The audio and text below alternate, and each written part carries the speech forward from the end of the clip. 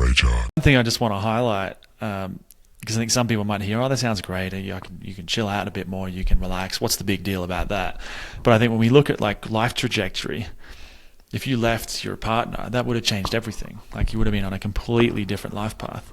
Or if you had been drinking every night or eating lots of food and then watching lots of TV, and you did that for a very long time, like that would make huge changes in where you were going in your life. So like a simple thing of just knowing how to relax by working with your nervous system, knowing how to build a healthy resource internally so you don't need these other things. It's very simple and almost trivial in the moment. But when you stack that up over years and even decades of time, it makes a massive difference in where someone ends up in their life, whether they're happy or depressed or healthy and fit or overweight and, that kind of a thing.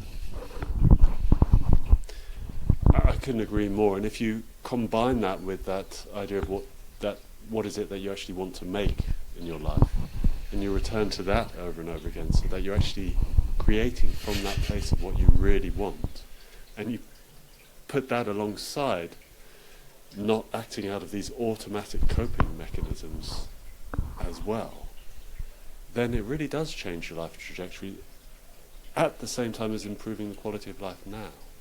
That's the thing for me. And there's one other aspect which I feel very strongly about, which occurred to me as you were talking, which is I don't feel scared of my challenges, internal challenges anymore.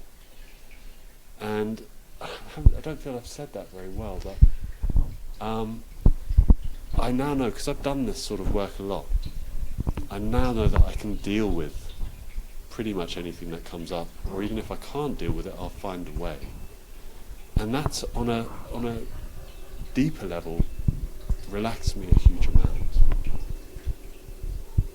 And because if we want to move towards a more creative way of living, we are going to be testing our edge. We can't avoid stresses coming up. There's a David Bowie quote, which I'll get completely wrong, or just paraphrase, where he says something like, he knew he wasn't being creative if he was feeling comfortable. And there is some truth to that, that as we test our edges and want to move beyond our current world that we're in, we will come up against our boundaries, and that will be a stress. So at the same time that we're dealing with the stresses in our life, we're actually building a tolerance and a capacity to deal with more stress, more healthfully, and that enables us to actually create more. It's a virtuous circle as we go on. And I find that very, very exciting, and it's a really wonderful thing to see with people that I work with, that as they deal with get better at these tools that you're working with, that I'm working with, that actually they can create more, feel more empowered to create more. It's a really wonderful thing to see. Yeah, it's like, what comes up for me when I think about that is, I've chatted with my sister about this a lot as well. She's into this work too, all the nervous system stuff. And we talk about how it's like all we're ever dealing with. We think we're dealing with the world. We think we're reacting to the world. And it's almost like we're only ever really dealing with ourselves, our own reactions to everything else.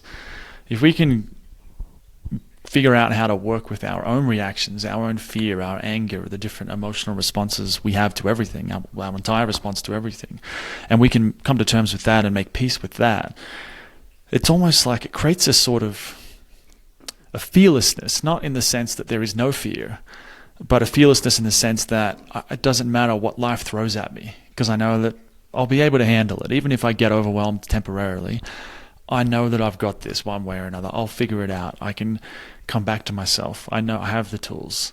And then that's what you're talking about. Then what that creates is a sense of safety, or a sense of I'm okay, I'm comfortable, even if I'm uncomfortable, which then means now I can start to do things that in the past I never would have even considered, because if it went wrong or if it went right, I wouldn't be able to deal with the stress that came with it.